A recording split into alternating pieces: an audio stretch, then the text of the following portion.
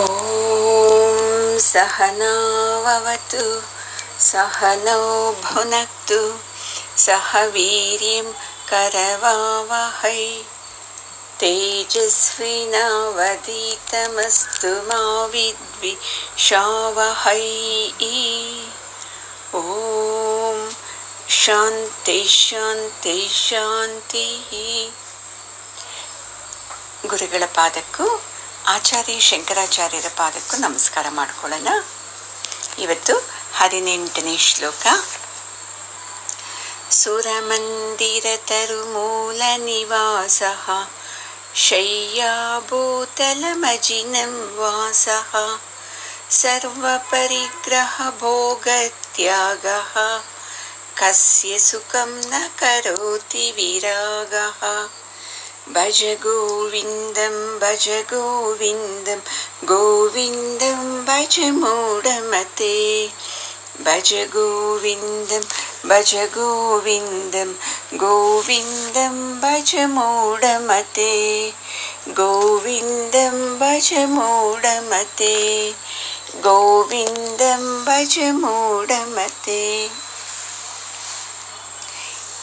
ಈ ಶ್ಲೋಕದಲ್ಲಿ ಆಚಾರ್ಯರು ಯಾರು ವೈರಾಗ್ಯದಿಂದ ಇರ್ತಾರೆ, ಯಾರಿಗೆ ಈ ಲೌಕಿಕ ಸಂಪತ್ತುಗಳ ಮೇಲೆ ಆಸೆ ಇರಲ್ವೋ ಅವರು ಹೆಂಗೆ ಇರ್ತಾರೆ ಅಂತ ಹೇಳ್ತಾ ಇದ್ದಾರೆ. ದೇವಸ್ಥಾನದಲ್ಲಾದರೂ ಮಲ್ಕೋಬೋದು, ಮರದ ಕೆಳಗಡೆನೂ ಇರ್ಬೋದು, ಇಲ್ಲ ಜಿಂಕೆ ಚರ್ಮ ಸುತ್ತಕೊಂಡು ಇರ್ಬೋದು, ನೆಲದ ಮೇಲೇನೆ ಅದೇ ಥರ ಏನು ಹಾಸಿಗೆ ಇಲ್ಲದೆ ಭೂಮಿಯನ್ನೇ ಹಾಸಿಗೆಯನ್ನಾಗಿ ಮಲ್ಕೊಂಡು ಇರ್ತಾರೆ. ಒಟ್ಟಲ್ಲಿ ಎಲ್ಲ ಸೌಕರ್ಯಗಳನ್ನು ತ್ಯಜಿಸಿರ್ತಾರಂತೆ ಅವರು ಆನಂದವಾಗಿ ಇರಕ್ಕೆ ಸಾಧ್ಯ ಅಂತ ಹೇಳ್ತಾ ಇದ್ದಾರೆ. ಹಾಗಂತ ಪ್ರತಿಯೊಬ್ಬರೂ ಆ ಥರ ಇದ್ದವರೆಲ್ಲ ಆನಂದವಾಗಿ ಇರ್ತಾರೆ ಅಂತಲ್ಲ. ತಿಳುವಳಿಕೆಯಿಂದ ಯಾರು ಮಾಡ್ತಾ ಇದ್ದಾರೆ ನೋಡಿ, ಅವರು ಆನಂದವಾಗಿ ಇರ್ತಾರೆ. ನಮಗೂ ಹೇಳ್ತಾರಲ್ವಾ, ನೀವು ನಿಮ್ಮ ಮನೆಯಲ್ಲಿ ಸಮಸ್ಯೆಗಳಿದೆ, ನಿಮ್ಮ ಮನೆಯಲ್ಲಿ ಇಂಥ ದೋಷ ಆಗಿದೆ, ಇಂಥವ್ರು ತೀರ್ಕೊಂಡಿದ್ದಾರಲ್ವಾ, ನೀವು ಸ್ವಲ್ಪ ದಿವಸ ಮನೆ ಬಿಡಬೇಕು, ದೇವಸ್ಥಾನದಲ್ಲಿ ಇರಬೇಕು, ಇವೆಲ್ಲ ಹೇಳಿದಾಗ ನಾವು ಮನೆಯಲ್ಲಿ ಹೆಂಗೆ ಆನಂದವಾಗಿದ್ದೀವೋ ಅದೇ ಥರ ಬೇರೆ ಕಡೆ ಇರೋಕ್ಕಾಗುತ್ತಾ? ಆಗೋದೇ ಇಲ್ಲ ಅಲ್ವಾ. ಅದಕ್ಕೆ ಇಲ್ಲಿ ವಿರಕ್ತನ ಬಗ್ಗೆ ಹೇಳ್ತಾ ಇದ್ದಾರೆ. ಅವನು ನೋಡು ಎಲ್ಲ ಬಿಟ್ಟಿರ್ತಾನೆ, ಮರದ ಕೆಳಗಡೆ ಇರ್ತಾನೆ, ದೇವಸ್ಥಾನದಲ್ಲಿ ಮಲ್ಕೋತಾನೆ, ಒಂದು ದಿವಸ ಬರೀ ನೆಲದ ಮೇಲೇ ಮಲ್ಕೋತಾನೆ. ಈ ಥರ ಅವನು ಜೀವನ ಮಾಡ್ತಾ ಇರ್ತಾನೆ. ಎಲ್ಲ ಇಂಥ ಭೋಗಗಳನ್ನು ತ್ಯಾಗ ಮಾಡಿದಾಗಲೇ ನಿಜವಾದ ಆನಂದ ಅಂತ ಹೇಳ್ತಾ ಇದ್ದಾರೆ. ನಮಗೆ ನೋಡಿ ಇಂಥದ್ದೆಲ್ಲ ಅಂದರೆ ಅದು ಹೆಂಗೆ ಸಾಧ್ಯ ಅಪ್ಪ ಅನಿಸುತ್ತೆ. ಹೊಟ್ಟೆ ತುಂಬ ತಿನ್ನಬೇಕು, ಕಣ್ಣು ತುಂಬ ನಿದ್ದೆ ಹೋಗಬೇಕು, ಎಲ್ಲ ಅನುಕೂಲ ಇರಬೇಕು, ಅದು ನೋಡಪ್ಪ ಜೀವನ ಅಂತ ನಾವು ಹೇಳ್ತೀವಿ. ಅಲ್ಲಿ ಅವ್ರಿಗೆ ಈ ಥರ ಏನು ಇಲ್ಲವೇ ಇಲ್ಲ. ಚಪ್ಪಲಿ ಹಾಕ್ಕೊಂಡು ನಡಿಬಾರ್ದು, ಒಂದು 15 ದಿವಸ ಅಂತ ಏನೋ ಸ್ಟೈಲ್ ಮಾಡ್ತೀವಿ. ಅವರು ನೋಡಿ ಏನು ಚಪ್ಪಲಿ ಇಲ್ಲದೇ ಅದೇ ಥರ ಓಡಾಡ್ತಾರೆ. ಮತ್ತು ನಾವು ಇಂಥ ದೇವಸ್ಥಾನದಲ್ಲಿ ಹುಣ್ಣಿಮೆಗೆ ಅಮಾವಾಸ್ಯೆಗೆ ಹೋಗಿ ಮಲ್ಕೊಂಡ್ರೆ ಒಳ್ಳೆಯದು ಅಂತ ಈ ಭಾವನೆಯಿಂದ ನಾವು ಹೋಗ್ತೀವಿ. ಅವರು ಅವು ಯಾವೂ ಇರಲ್ಲ. ಅವ್ರಿಗೆ ಎಲ್ಲಿ ದೇವಸ್ಥಾನ ಸಿಕ್ಕಿತ್ತೋ, ಎಲ್ಲಿ ಮರದ ಕೆಳಗಡೆ ಎಲ್ಲಿ ಜಾಗ ಇದೆಯೋ ಅಲ್ಲಿ ಆನಂದವಾಗಿದ್ಬಿಡ್ತಾರೆ. ಅಂಥವ್ರಿಗೆ ನೋಡಿ, ಯಾರು ಈ ಥರ ಭೋಗಗಳನ್ನೆಲ್ಲ ತ್ಯಾಗ ಮಾಡಿರ್ತಾರೆ ಅವ್ರಿಗೆ ಸ್ವರ್ಗ ಎಲ್ಲಿದೆ ಅಂದರೆ ಅವರ ಅಂಗೈನಲ್ಲೇ ಸ್ವರ್ಗ ಇರುತ್ತೆ ಅವ್ರಿಗೆ. ನಮಗೆ ಸ್ವರ್ಗ ಎಲ್ಲಿದೆ ಅಂದರೆ ಯೋಚನೆ ಮಾಡ್ತೀವಿ, ಇಂಥ ವಸ್ತು ಸಿಕ್ಕಿದಾಗ ಸ್ವರ್ಗ ಸಿಕ್ಕುತ್ತೆ, ನಾವು ಅಂದ್ಕೊಂಡಿದ್ದು ನೆರವೇರಿದಾಗ ನಮಗೆ ಸ್ವರ್ಗ ಸಿಕ್ಕುತ್ತೆ ಅಂತ ಈ ಥರ ಹೇಳ್ತೀವಿ. ಏನು ಸ್ವಲ್ಪ ಕಷ್ಟ ಬಂದ್ಬಿಡ್ತು ಅಂದರೆ ಎಷ್ಟು ದುಃಖ, ಎಷ್ಟು ನೋವು. ದೇವಸ್ಥಾನಕ್ಕೆ ಹೋಗ್ತೀವಿ ಫಸ್ಟು. ಯಾವ ದೇವಸ್ಥಾನಕ್ಕೆ ಹೋಗಬೇಕು? ನನ್ನ ಕಷ್ಟದ ಪರಿಹಾರಕ್ಕೆ ಅಂತ ಹೇಳಿ. ಜೀವನದಲ್ಲಿ ಏನೇ ಬಂದ್ರೂ ಸಹಿಸ್ಕೋಬೇಕು ಅನ್ನೋ ತಿಳುವಳಿಕೆ ಇಲ್ಲವೇ ಇಲ್ಲ ನಮಗೆ. ಅಲ್ಲಿ ಆ ಜ್ಞಾನಿಗೆ ಆ ತಿಳುವಳಿಕೆ ಇದೆ, ಇವೆಲ್ಲ ಸಹಜ, ನಾನು ಸಹಿಸ್ಕೊಳ್ಬೇಕು, ಸಹಿಸ್ಕೊಂಡಾಗಲೇ ನನಗೆ ಆನಂದ ಸಿಕ್ಕೋದಕ್ಕೆ ಸಾಧ್ಯ ಅಂತ. ನಮಗೆ ಸಹಿಸ್ಕೊಳ್ಳೋ ಮಾತು ದೂರ ಇರಬೇಕು, ನಾವು ಅಂದ್ಕೊಂಡಿದ್ದೆಲ್ಲ ಆಗಬೇಕು, ಆವಾಗ ನನಗೆ ಆನಂದ ಅಂತ ಹೇಳ್ತೀವಿ. ಯಾವಾಗಲೂ ಅಷ್ಟೇ ಪ್ರಕೃತಿ ನಿಯಮ ಏನು ಗೊತ್ತಾ, ಸಮಸ್ಯೆಗಳು ಬರ್ತಾ ಇರೋದೇ, ಅದು ಬರ್ತಾ ಇರ್ತೈತೆ, ಹೋಗ್ತಾ ಇರ್ತೈತೆ. ಬಂದಾಗ ತುಂಬ ದುಃಖ ಮಾಡೋದು, ಹೋದಾಗ ತುಂಬ ಅಹಂಕಾರದಿಂದ ಮೆರೆಯೋದು, ಈ ಎರಡೂ ತಪ್ಪು ಅಂತ ನಾವು ತಿಳ್ಕೊಬೇಕು. ಎಷ್ಟೇ ಹುಷಾರಾಗಿ ನಾವು ಜೀವನ ಮಾಡಿದ್ರೇನು ಏನೋ ಒಂದೊಂದು ಸಮಸ್ಯೆ ಇದ್ದೇ ಇರುತ್ತಲ್ವ. ಅದನ್ನೇ ದೊಡ್ಡದು ಮಾಡ್ಕೋತಾ ಇದ್ರೆ ನಾವು ನೆಮ್ಮದಿಯಾಗಿರೋಕ್ಕೆ ಸಾಧ್ಯನೇ ಇಲ್ಲ. ಅಲ್ಲಿ ನೋಡಿ, ಆ ಯೋಗಿ ಎಲ್ಲ ತ್ಯಾಗ ಮಾಡಿದ್ರೇನು ಏನು ಆನಂದವಾಗಿದ್ದಾನೆ. ನಮಗೆ ಎಲ್ಲ ಇದ್ದೂ ನಾವು ಆನಂದವಾಗಿ ಇರೋಕ್ಕೆ ಸಾಧ್ಯ ಆಗ್ತಾ ಇಲ್ಲ. ಯಾಕಂದರೆ ಇದು ಗೊತ್ತಿಲ್ಲ ನಮಗೆ. ಜೀವನದಲ್ಲಿ ಏನೇನು ಬಂದ್ರೇನು ಅದಕ್ಕೆ ತಕ್ಕಂಗೆ ನಾನು ಹೊಂದ್ಕೊಂಡು ಹೋಗಬೇಕು ಅಂತ ಗೊತ್ತೇ ಇಲ್ಲ. ಯಾರು ಆ ಥರ ಹೊಂದ್ಕೋತಾರೆ ನೋಡಿ, ಅವರು ಆನಂದವಾಗಿರೋಕ್ಕೆ ಸಾಧ್ಯ. ಸಂಸಾರದಲ್ಲಿದ್ದೂ ಆನಂದವಾಗಿರ್ಬೋದು. ಅಲ್ಲಿ ಅವನು ಎಲ್ಲ ಬಿಟ್ಟು ವಿರಕ್ತ ಆಗಿ ಅವನು ಆನಂದ ಅನುಭವಿಸ್ತಾನೆ. ನಾವು ಈ ಥರನೂ ಆನಂದ ಅನುಭವಿಸ್ಬೋದು ನೋಡಿ, ತಿಳುವಳಿಕೆಯಿಂದ.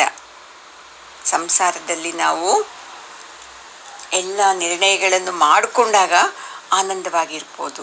ತಿಳುವಳಿಕೆ ಇಲ್ಲದೆ ನಾವು ಏನು ಮಾಡಿಕೊಂಡ್ರೇನು ಆನಂದವಾಗಿರೋದಕ್ಕೆ ಸಾಧ್ಯನೇ ಇಲ್ಲ. ಸಾಕ್ರೆಟಿಸ್ ಅಂತ ಹೆಸರು ಕೇಳಿದ್ದೀರಲ್ವಾ? ಅವನು ಜ್ಞಾನಿ, ಮಹಾಜ್ಞಾನಿ. ಮತ್ತು ಒಂದು ಕಾಲೇಜಲ್ಲಿ ಅವನು ಲೆಕ್ಚರ್ ಆಗಿ ಪ್ರೊಫೆಸರ್ ಆಗಿ ಕೆಲಸ ಮಾಡ್ತಾ ಇದ್ದಿದ್ದಂತೆ. ಅವನು ಎಷ್ಟು ಜ್ಞಾನಿನೋ, ಹೆಂಡತಿ ಅಷ್ಟು ಗಟ್ಟಿ ಜಾಸ್ತಿ. ಯಾವಾಗಲೂ ಗಂಡನ ಮೇಲೆ ಕೋಪ ಕೋಪ ಕೋಪ.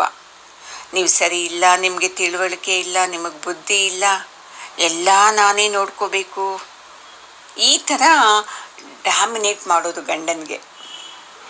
ಒಂದು ಸಲ ಬೇಸಿಗೆ ಕಾಲ ಇರ್ತಿದೆ. ಆ ದಿವಸ ಕಾಲೇಜಲ್ಲಿ ಕೂತ್ಕೊಂಡಿರ್ತಾನೆ. ಇನ್ನು ಮನೆಗೆ ಹೋಗ್ಬೇಕಲ್ಲಪ್ಪ, ಎಷ್ಟು ಬಿಸಿಲಿದೆ, ಈ ಬಿಸಿಲಲ್ಲಿ ಹೋದ್ರೇನು.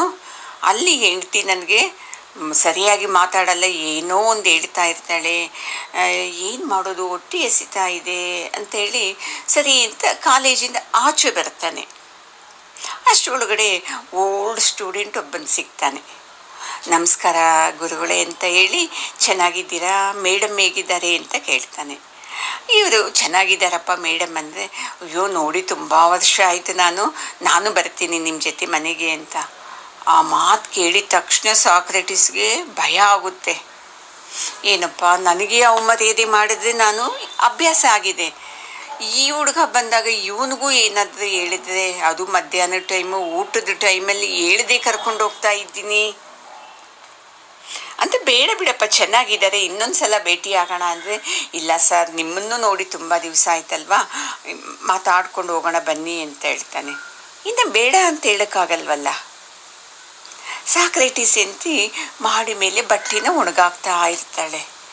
ದೂರದಿಂದ ನೋಡ್ತಾಳೆ, ಯಾರು ನನ್ನ ಗಂಡನ ಥರ ಇದ್ದಾರಲ್ವಾ, ಅವರು ಇನ್ನೊಬ್ಬರನ್ನ ಕರ್ಕೊಂಡು ಬರ್ತಾ ಇದ್ದಾರಲ್ವಾ.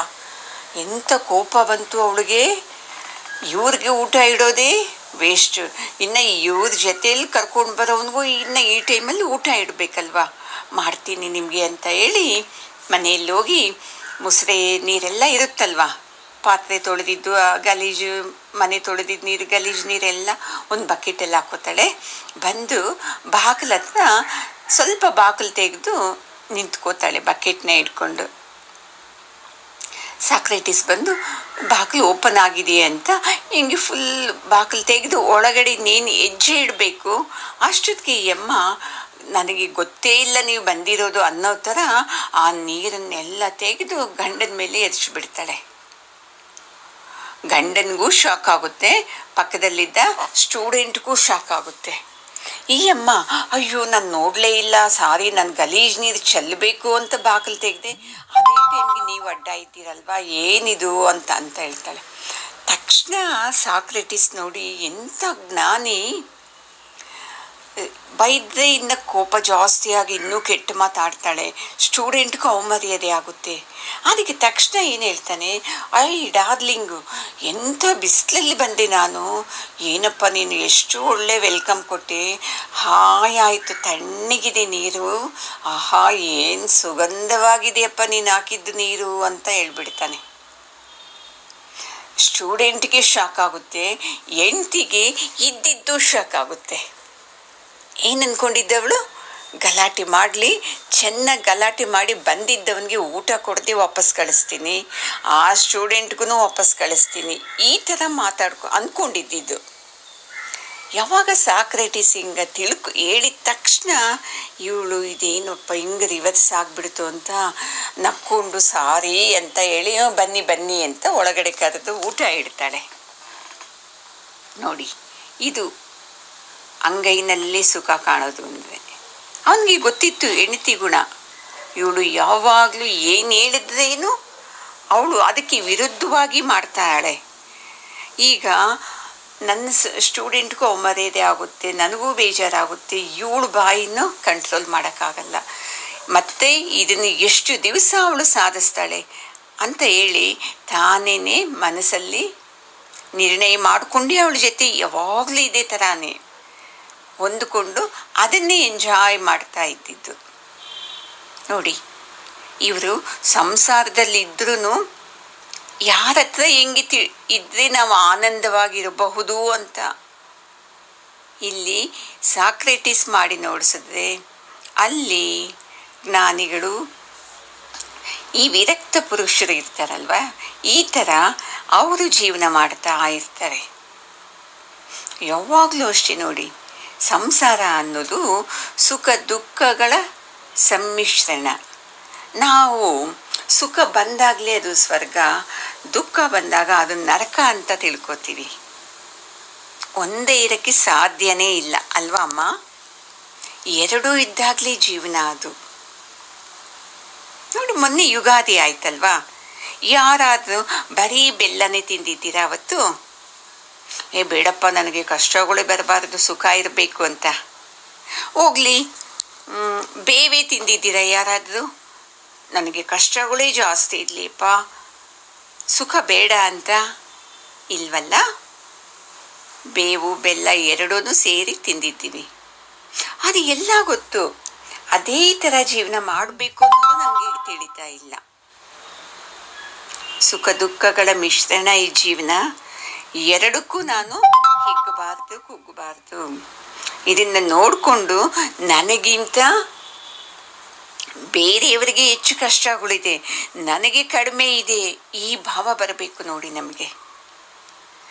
ಯಾವಾಗ ನಮಗೆ ಈ ಭಾವನೆ ಬರ್ತಿದೆ ನೋಡಿ, ಭಗವಂತ ನನ್ನ ಮೇಲೆ ತುಂಬ ಕರುಣೆ ನೋಡಿಸಿದ್ದಾನೆ, ಬೇರೆಯವರಿಗೆ ಕೊಡೋ ಥರ ನನಗೆ ಕಷ್ಟಗಳು ಕೊಡ್ತಾ ಇಲ್ಲ, ನನ್ನ ಆನಂದವಾಗಿಟ್ಟಿದ್ದಾನೆ, ನನಗೆ ಯಾವುದೇ ಕೊರತೆ ಇಲ್ಲ, ಇದಕ್ಕಿಂತ ಇನ್ನೇನು ಜೀವನ ಬೇಕು, ಆ ಗೋವಿಂದನ ದಯೆಯಿಂದ ನಾನು ಆನಂದವಾಗಿದ್ದೀನಲ್ವಾ ಅಂತ ಯಾರು ಮನಸ್ಫೂರ್ತಿ ಅಂದ್ಕೋತಾರೋ ಅವ್ರಿಗೆ ಅವರ ಅಂಗೈನಲ್ಲೇ ಸುಖ ಸ್ವರ್ಗ ಎರಡೂ ಸಿಕ್ಕುತ್ತೆ ನೋಡಿ.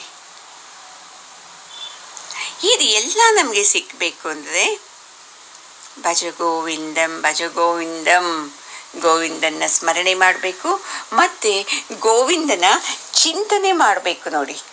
ಆ ಚಿಂತನೆಯಿಂದ ಇಂಥ ನಮ್ಮ ಮನಸ್ಸಲ್ಲಿ ಅಜ್ಞಾನದಿಂದ ಉಟ್ಕೊಂಡಿದೆ ಅಲ್ವಾ, ಅವೆಲ್ಲ ಒಂದೊಂದೇ ಬಿದ್ದೋಗೋದಕ್ಕೆ ಸಾಧ್ಯ ಆಗುತ್ತೆ.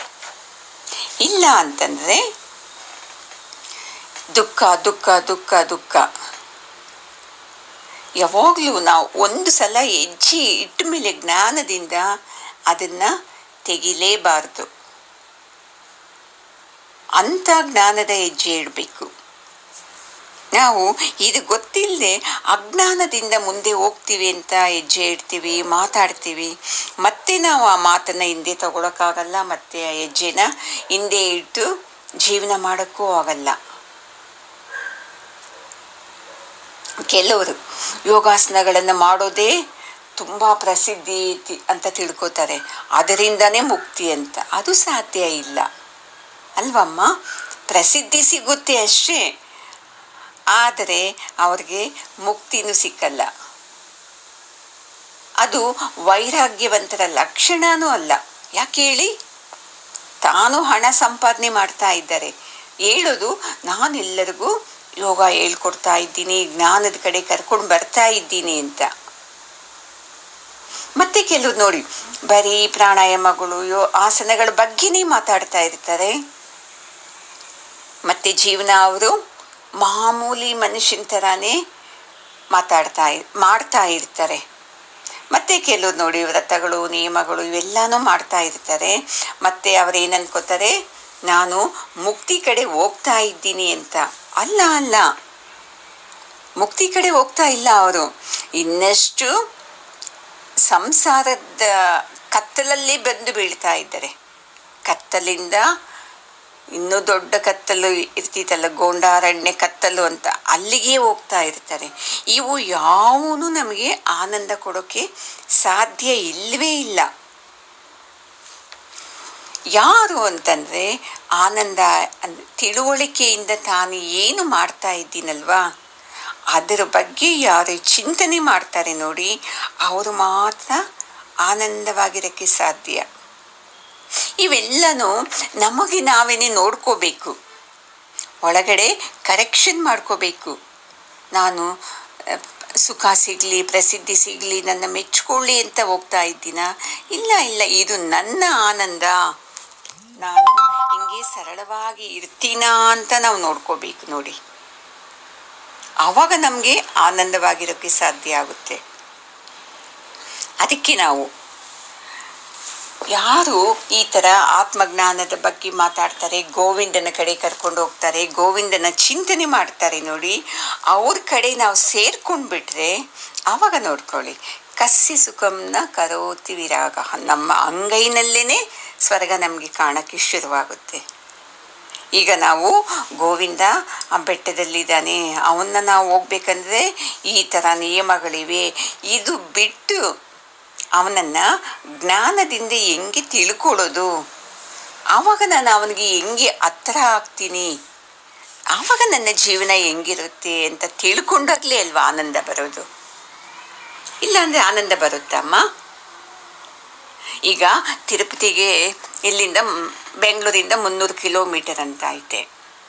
300 ಕಿಲೋಮೀಟರ್ ಅಯ್ಯೋ ಏನು ಬಿಡು ಅಂದರೆ ನೀವು ತಿರುಪತಿಗೆ ಹೋದಂಗೆ ಆಗುತ್ತಾ? ಇಲ್ಲ, ಆಗಲ್ಲ. ಆ 300 ಕಿಲೋಮೀಟರ್ನ ನೀವು ನಡ್ಕೊಂಡು ಹೋಗ್ಬೋದು, ಬಸ್ಸಲ್ಲಿ, ಕಾರಲ್ಲಿ, ಸೈಕಲಲ್ಲಿ, ಹೆಂಗೋ ಹೋಗಿ ತಲುಪಿದಾಗ ಗೋವಿಂದನ ದರ್ಶನ ಆಗುತ್ತಲ್ವಾ. ಅದೇ ಥರ ಈ ಜೀವನದಲ್ಲೂ ಅಷ್ಟೇ ಸುಖ ದುಃಖಗಳೆಲ್ಲ ಎರಡೂ ಸಮವಾಗಿ, ದುಃಖನೇ ಹೆಚ್ಚಿರುತ್ತೆ ಅಂದ್ಕೊಳ್ಳಿ, ಬಂದಾಗ ಅದನ್ನು ಸಹಿಸ್ಕೊಂಡು ಈ ಗೋವಿಂದನ ಚಿಂತನೆ ಮಾಡಬೇಕು, ನಾಮಸ್ಮರಣೆ ಮಾಡಬೇಕು, ಗೋವಿಂದನ ಚಿಂತನೆ ಮಾಡೋ ಸತ್ಸಂಗನ ಸೇರಿದಾಗ ನಾವು ನಿಜವಾದಂಥ ಆ ಜ್ಞಾನ ಮೂರ್ತಿಯಾದಂಥ ಬಾಲಾಜಿ ದರ್ಶನ ಮಾಡ್ಬೋದು. ಸುಮ್ಮನೆ ಬಸ್ಸಲ್ಲಿ ಹೋಗಿ ಅದು ಇದು ಮಾಡಿ ಆ ಮೂರ್ತಿನ ದರ್ಶನ ಮಾಡ್ಕೋತೀವಿ, ಅಷ್ಟು ಬಿಟ್ಟು ಈ ಜ್ಞಾನದಿಂದ, ಸತ್ಸಂಗದ ತಿಳುವಳಿಕೆಯಿಂದ, ಗುರುಗಳ ಮಾರ್ಗದರ್ಶನದಲ್ಲಿ ಹೋದಾಗ ನಾವು ಆನಂದ ಕೊಡುವಂಥ ಆ ಬಾಲಾಜಿನ ದರ್ಶನ ಮಾಡಿಕೊಂಡು ನಮ್ಮ ಅಂಗೈನಲ್ಲೇ ಇರುವ ಸ್ವರ್ಗ ಸುಖಾನ ನಾವು ಅನುಭವಿಸಬಹುದು ಅಂತ ಆಚಾರ್ಯರು ಹೇಳ್ತಾ ಇದ್ದಾರೆ ಅಮ್ಮ. ಓಂ ಪೂರ್ಣಮದ ಪೂರ್ಣಮಿದಂ ಪೂರ್ಣಾತ್ ಪೂರ್ಣಮುದಚ್ಯತೆ ಪೂರ್ಣಸ್ಯ ಪೂರ್ಣಮಾದಾಯ ಪೂರ್ಣಮೇವಾವಶಿಷ್ಯತೆ. ಓಂ ಶಾಂತಿ ಶಾಂತಿ ಶಾಂತಿ. ಹರಿ ಓಂ ಶ್ರೀ ಗುರುಭ್ಯೋ ನಮಃ. ಹರಿ ಓಂ. ಗುರುಗಳ ಪಾದಕ್ಕೆ ಶಂಕರಾಚಾರ್ಯರ ಪಾದಕ್ಕೆ ನಮಸ್ಕಾರ ಮಾಡಿಕೊಳ್ಳೋಣ. ಎಲ್ಲರಿಗೂ ಜೈ ಶ್ರೀಮಾಮ್ಮ.